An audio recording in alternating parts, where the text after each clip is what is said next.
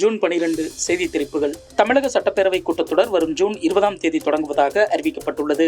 அதன்படி ஜூன் 20ஆம் தேதி முதல் 29ஆம் தேதி வரை சட்டப்பேரவை கூட்டத்தொடர் நடைபெறும் என்று சபாநாயகர் அப்பாவு அறிவித்துள்ளார்.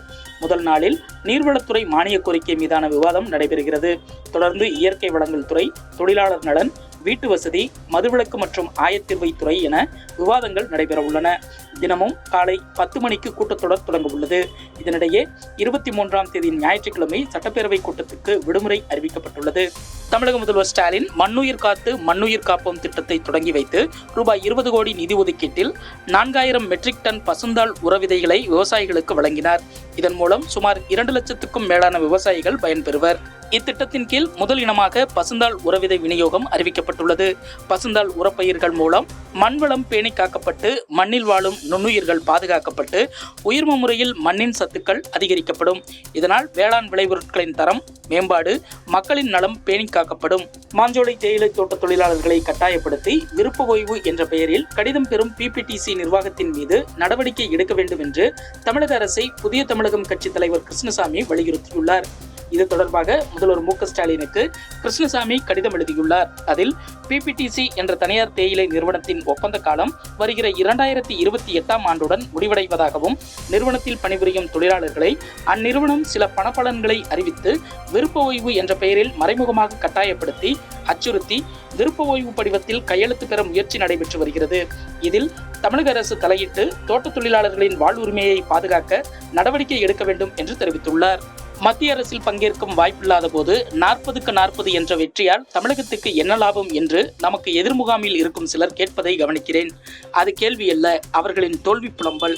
நாடாளுமன்ற ஜனநாயகத்தில் நம்பிக்கை உள்ளவர்களுக்கும் இந்திய அரசியலமைப்பு சட்டம் வழங்கியுள்ள உரிமைகளை அறிந்தவர்களுக்கும் நன்கு தெரியும். தமிழகத்தின் 40க்கு 40 உள்ளிட்ட இந்தியா கூட்டணியின் பரவலான வெற்றிதான் அதிகாரத்தில் இருப்பவர்களுக்கான கடிவாளம். இந்திய ஜனநாயகத்தின் பாதுகாப்பு கவசம் என்று திமுக தொண்டர்களுக்கு எழுதியுள்ள கடிதத்தில் தமிழக முதல்வர் மு.க.ஸ்டாலின் கூறியுள்ளார். புதுச்சேரி புதுநகர் பகுதியில் ஹைட்ரஜன் சல்பைடு விஷவாயு தாக்கி 3 பேர் உயிரிழந்த பகுதிகளில் துர்நாற்றம் பரவலாக இருப்பதாக குறிப்பிட்டு அப்பகுதி மக்கள் புகார் கூறியுள்ளனர். புகாரை தொடர்ந்து அப்பகுதியில் உள்ள 2 பள்ளிகளுக்கு புதன்கிழமை விடுமுறை அறிவிக்கப்பட்டுள்ளது. ஆந்திர மாநிலத்தின் முதல்வராக 4வது முறையாக தெலுங்கு தேசம் கட்சி தலைவர் சந்திரபாபு நாயுடு விஜயவாடா அருகே ஏற்பாடு செய்யப்பட்டிருந்த பிரம்மாண்டமான விழாவில் பதவியேற்றுக் கொண்டார். இந்த விழாவில் பிரதமர் நரேந்திர மோடி, அமித்ஷா, JP நட்டா, நிதின் கட்கரி, நடிகர் ரஜினிகாந்த், சிரஞ்சீவி, O. பன்னீர்செல்வம் உள்ளிட்டோர் கலந்து கொண்டு சிறப்பித்தனர். ஜனசேனா கட்சி தலைவர் பவன் கல்யாண் அமைச்சரானார். மேலும் 23 பேர் அமைச்சர்களாக பதவியேற்றனர். இதனிடையே உங்களது தலைமை ஆந்திரத்துக்கு வளத்தையும் நலத்தையும் கொண்டு வரட்டும். இருமாநில முன்னேற்றத்துக்காக ஆந்திர பிரதேசம் மற்றும் தமிழகம் இடையே ஆன நட்பையும் கூட்டுறவையும் வலுப்படுத்த ஆர்வமுடன் எதிர்நோக்கியுள்ளேன் என்று ஆந்திர மாநிலத்தின் முதல்வராக பதவியேற்றுக் கொண்ட சந்திரபாபு நாயுடுவுக்கு தமிழக முதல்வர் மு.க.ஸ்டாலின் வாழ்த்து தெரிவித்துள்ளார். அதேபோல் ஒடிசாவில் முதன்முறையாக பாஜக ஆட்சியை கைப்பற்றியுள்ள நிலையில் அம்மாநிலத்தின் முதல்வராக மோகன் மாஜி பதவியேற்றுக் கொண்டார். பதவியேற்பு விழாவில் பிரதமர் மோடி, மத்திய உள்துறை அமைச்சர் அமித்ஷா உள்ளிட்டோர் பங்கேற்றனர்.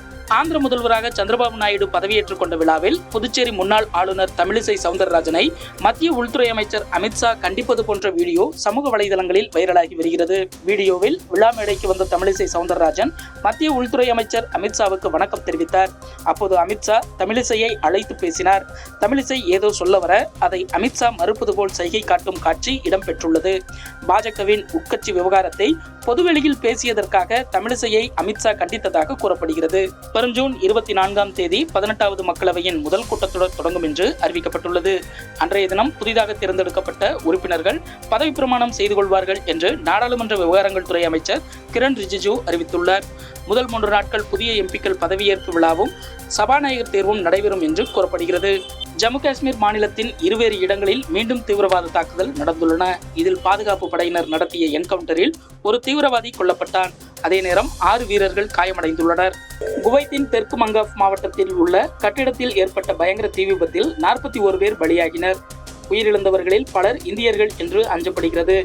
காயமடைந்துள்ள 43 பேரில் 30 பேர் இந்தியர்கள் என தகவல் கிடைத்துள்ளது.